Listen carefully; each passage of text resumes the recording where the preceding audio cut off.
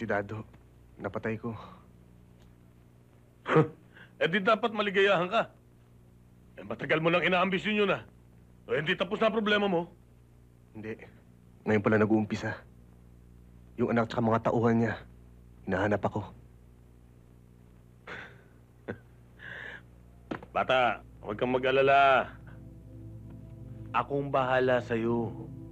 Tulad ng dati. Sagot kita. Ha?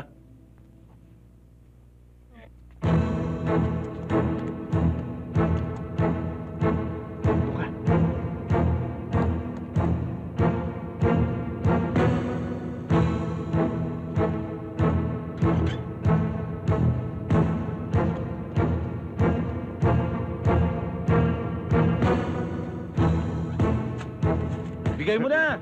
Malapit na rin birthday niyan!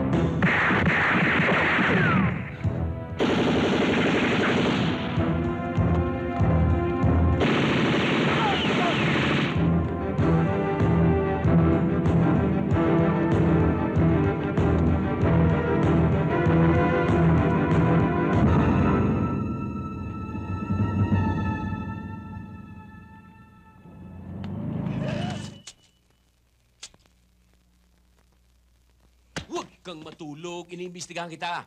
Ano nga lang yung pangalan mo? Ilyas po.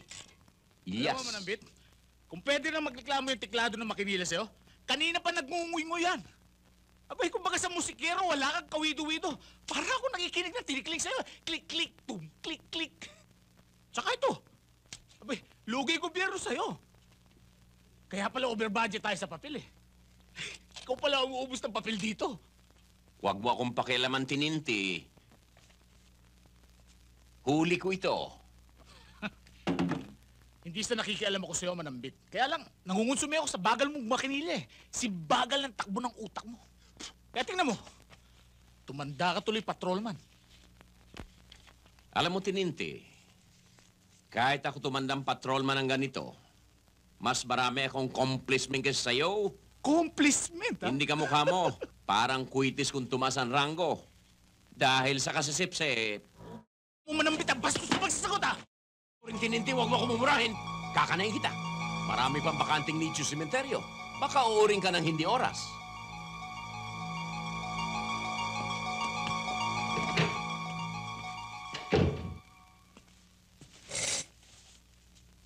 Apelyido sa nanay. Crisostomo po. Tatay? Ibarra ho, sir. Elias Crisostomo Ibarra. Anong ito ah? Niloloko mo ako? Andres, ano ba yan? Anong ito? Gustong idawit si Rizal sa kaso? Sir, yun ho talagang totoo kong pangalan. Elias Crisostomo Ibarra. Andres, magpahinga ka na. Pagod ka na. Ako na lang ang mag-iimbestiga sa kanya.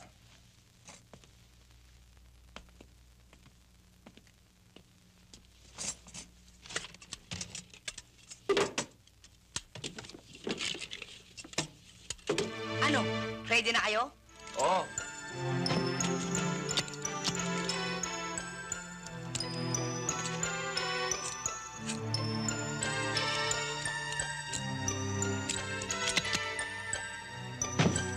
Sino na? Sabay kayo. Sabay uusok ang mga nyo. Kakambyo ko. Mauna man ako mawala sa kanya. Alam niya nasa panig ako ng patas. Malupit si Don Gonzalo. Pag nilaglag mo siya, may pagkakalagyan ka. Gilberto, alam ko yun. Kaya kung ano mangyari sa akin, ikaw nang bahala kay Rhea. Makakalbo ka rin. Nakausap ko si Don Gonzalo sa telepono. Pinagbili niya sa akin, nasabihin ko raw sa inyo, na malabong dumating ang epektos ngayong umaga. Ano? Bakit nagkaganon? Nagbagong oras, mamayang gabi na raw. Pero, dito rin laglag nun. Aabangan daw natin yung karo ng patay. Dahil doon nakasakay lahat ng epektos natin. Daniel, tawagan mo yung mga kontak natin. Parating mo sa kanila na baka madaling araw natin may delivery mga epektos natin. Ano laman ang karon ng patay? Marami, may bato kung ano-ano, puro mahalaga yun. Basta, kontakin mo sila para hindi sila maghintay. Okay? Hello? Manolo, si Daniel to.